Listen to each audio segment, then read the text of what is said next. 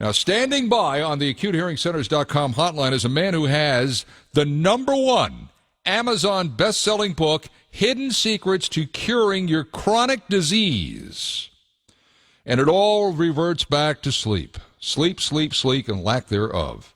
It's great to have with us again here on 700 WLW, Healthy Living Expert. He is Dr. Jason West. And Dr. West, how are you on this glorious Saturday? I'm doing fantastic, and just like you said in your intro, I mean, get off the road tomorrow. Get off the road. That stuff that's going to happen. You know what you need to do is, and I've heard this, now you can tell me if this is hyperbole or fact, but really you should start preparing for daylight saving time, not today, but yesterday or the day before, and try and get yourself and your body acclimated to what is going to be a lost hour of sleep. It may not seem like a lot, but it is a lot to the human body, is it not? It is true, and the data shows that loss of an hour, like as you pointed out, heart attacks go up 24%, car accidents go up. You know, there's 100,000 car accidents due to fatigue, and we are freaking out about the coronavirus. And I think the last data on it was like there was 16 deaths or something like that. Mm-hmm. We know that there's over 1,500 deaths are going to cause by sleep, and it's going to be daylight savings time. I mean, it's 100 times more than the coronavirus, and yet no one really pays attention to it because daylight saving times happen every year. It's a social experiment that is really not good for us. You know, it's interesting why in this day and age that we live in, where everything is immediate, everything is at our disposal, we can have anything we want, why this quaint notion of daylight saving time is even still in our existence. I mean, I understand from an agrarian standpoint why it was initially brought to bear, and I understand there were times of war when you had to have more daylight later in the day. I get all of that, but this is 2020. Why do we still need this? Well, we don't, and the data shows that it is not good for us. And you know, I work in an office of taking care of people, and I can see the benefits and excitement of getting, you know, another hour after work to enjoy yard work or exercise and stuff like that, but it's not worth it. I mean, this is something that we should not be doing, and I know that from the data that we're looking at from sleep problems, what it's doing to us, that hour is a big deal. Yeah. And, you know, all of the data that shows what happens at the beginning, it reverses when we fall back in November. Right, it does, and again, at its inception, it was to help the farmers. It was an extra hour at the end of a growing day. You got one more growing day, and then so you got extra daylight, and you go out there with a thrasher or whatever. This is, you know, back in the early 20th century, and you go out there and you cut down the crops, you get an extra day. But now, farming is so much more intricate and so much more mechanized that you don't need that anymore. And to me, I think we'd be much better as a society here if we just say, you know what, we're just going to. So why? I mean, there's got to be some reason, somebody holding out this notion that this is still good. Who is it? How can I get that guy on the air? Well, I don't know exactly who's making the policy. I mean, I would be scared to say that, you know, it's politicians, but you know, there's 48 states that do the daylight savings time, and I think it's less than half of the world pays attention to this notion. Yeah. But daylight savings time, I mean, it is literally killing us. 24% more heart attacks, 6% more car accidents, not just tomorrow, but in the ensuing week. Now, all of this folds back to losing that hour of sleep. Sleep is so important. I mean, we are told it's important, yet most of us don't sleep well anymore unless we're chemically induced to sleep well, or if for some reason we go and spend a lot of money on devices to try and emulate ocean waves or stars in the ceiling or whatever it is. Why is sleep such a difficult thing for so many of us? Well, I think a part of it is we don't have the energy to sleep. And the biggest cause for people coming into the office and seeing doctors and stuff is they're tired. They don't feel very well, and they're looking for, okay, how can I get that way? But if you think about how our body works, and I tell people, it's like a night watchman at a factory. Like all the factory workers leave, the watchman's walking around, checking in, and then he has to reach up to the power breaker and pull it down so that you shut off the plant. and it takes a little bit of energy to reach up, and people are so chronically tired.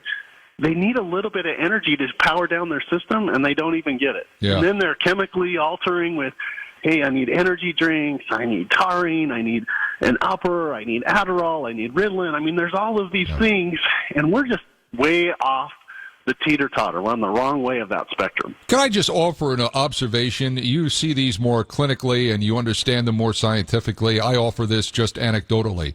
I think the bed has become the new couch, and that you go to bed and you watch TV, or you go to bed and you look at your iPad or your cell phone.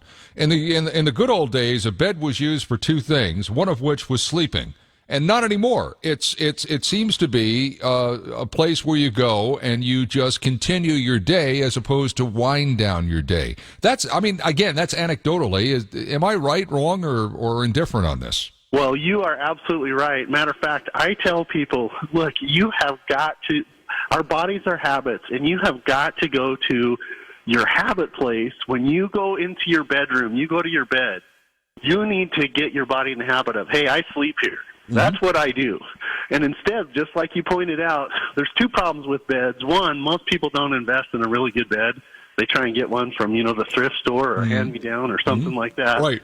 And then the next thing is, just like you said, we have activities that we're conditioning our body to, hey, I'm going to look at my smartphone. I'm going to look at my iPad. I'm going to watch TV. And then when you get into that habit, the body's like, oh, it's not time to sleep. It's time to do these other things, and then we can't get into restorative mode, and every healthcare condition is worse by lack of sleep. I also think, by the way, we're chatting with Dr. Jason West, healthy living expert, daylight saving time, 2 a.m. tomorrow, and how losing that 1 hour of sleep can wreak havoc on the body. I think it's important to maintain your schedule. In other words, tomorrow comes, and whether or not you've been preparing for it the last 4 or 5 days, if you haven't, you can still do this. Do the same things at the same time. If you eat dinner at 5:30, eat dinner tomorrow at 5:30. Don't eat dinner tomorrow at 6:30 or 4:30 or whatever it is. And if you go to bed at 10 o'clock, go to bed at 10 o'clock. Try and stay on the same schedule regardless of what the clock says on the wall, right? I think that's beautiful advice. Couldn't agree with you more. Hell, I could be a doctor. I could be a doctor. You got any openings up there? Because, this radio thing may not work out.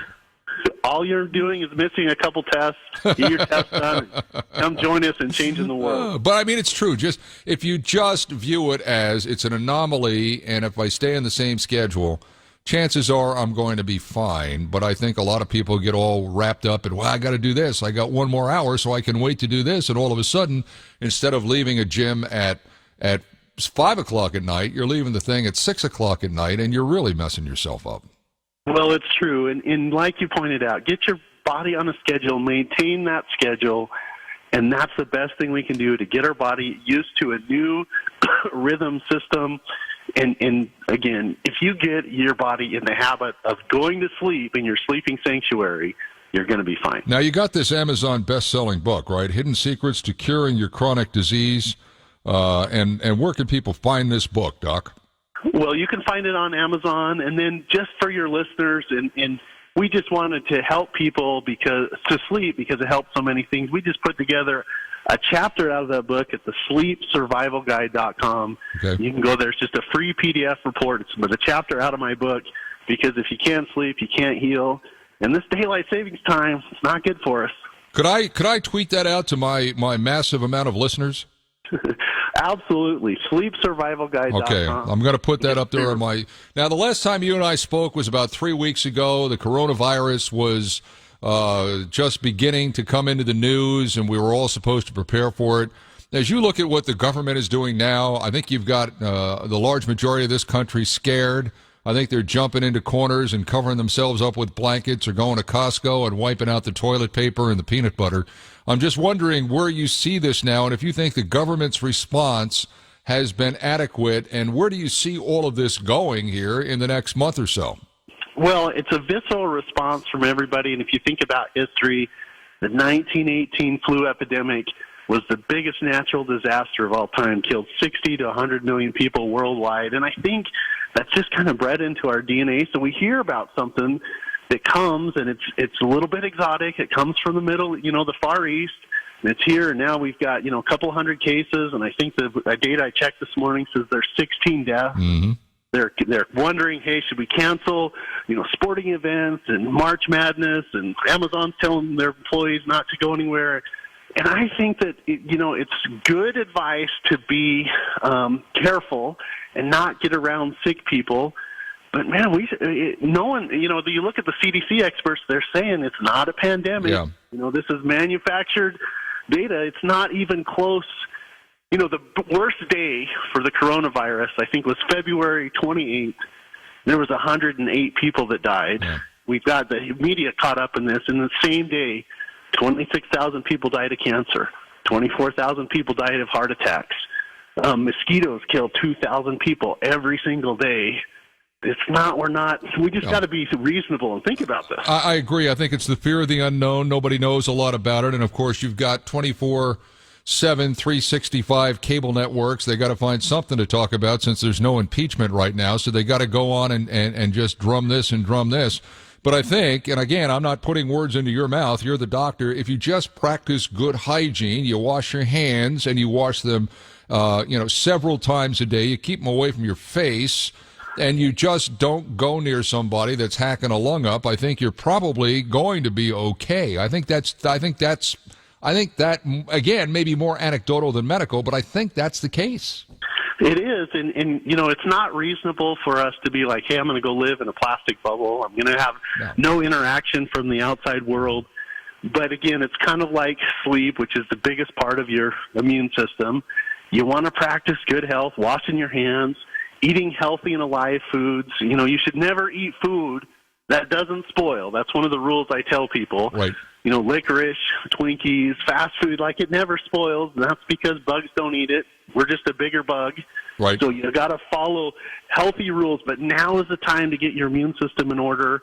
Vitamin D, vitamin C, sleep, healthy relationships, try to avoid stress, reduce white sugar, all of that is going to really pay off for you if you come in contact with someone that's sick. So eat some Twinkies and go to bed. That's what you're saying right now. I understand you completely. Dr. Jason West, you've calmed the masses down. We appreciate it. People want to find Dr. West. He's at the West Clinic Online, westcliniconline.com, and I'll get that web link for your chapter from your book up to on my Twitter account as well. Doctor, thank you, and get some You're sleep. welcome, Get Ken. some sleep, Doc. All right, see you later. There you go. Eat Twinkies, go to bed.